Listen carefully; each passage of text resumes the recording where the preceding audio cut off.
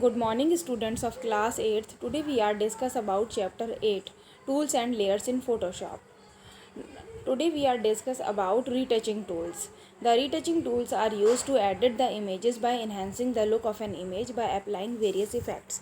These tools repair damaged images, apply repeated patterns, or replace colors in an image.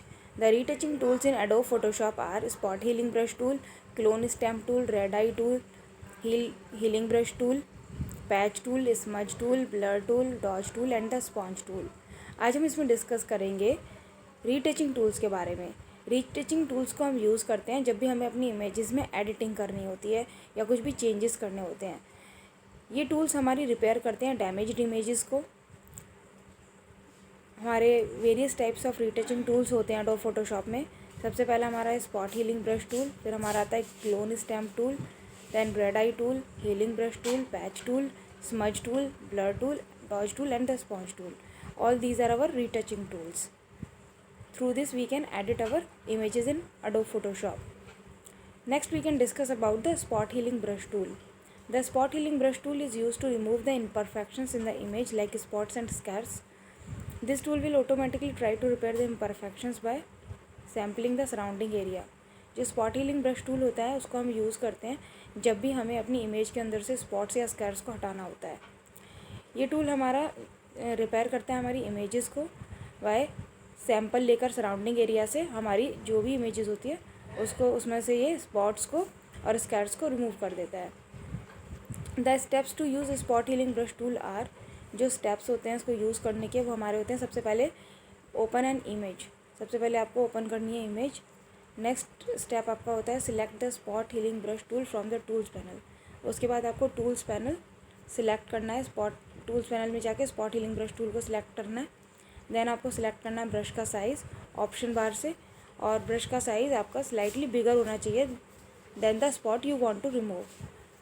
Then the fourth step is select approximately match radio button from the option bar if you not selected by default. Then press Ctrl plus key to zoom in the portion you want to edit and Ctrl plus minus key to zoom out. Then click on the spot you want to remove in an image. A small black circle will appear on the place where you have clicked, and when the processing is completed the spot will be removed. तो इस तरह से हम spot healing brush tool को use करते हैं। जिस तरह से आपको इस इमेज में दिखाया भी हुआ है, ओरिजिनल इमेज दिखाई हुई है और after spot healing brush tool दिखाया हुआ है। तो इस तरह से हम इसको यूज़ करते हैं। नेक्स्ट हमारा इसमें आता है आपका healing brush tool. The healing brush tool is similar to spot healing brush tool.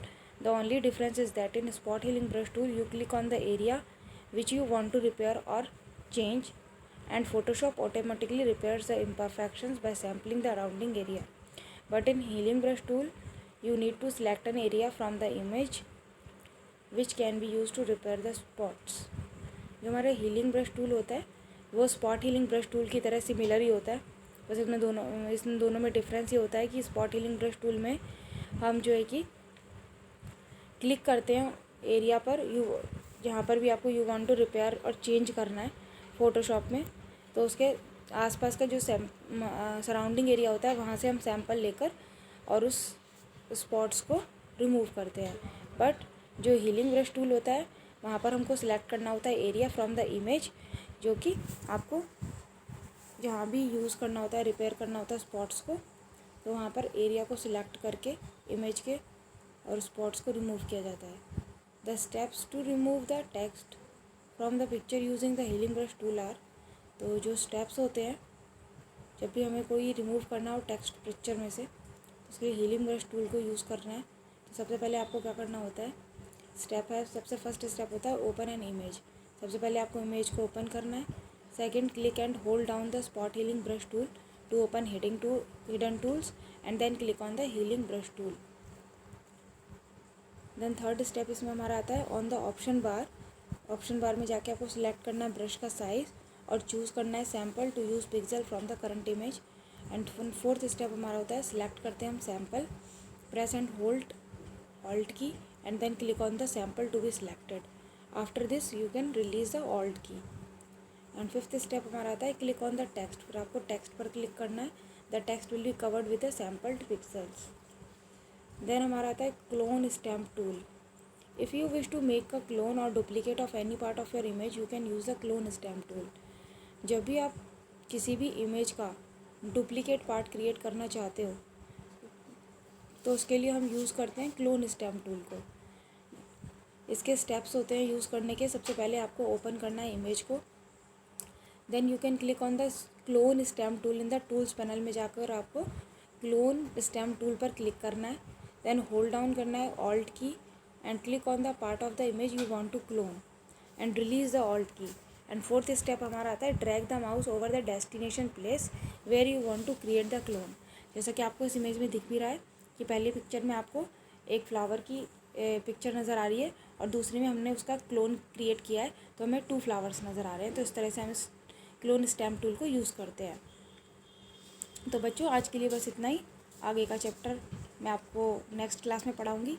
अभी आप इन चैप्टर को रिवाइज़ करिए। Thank you.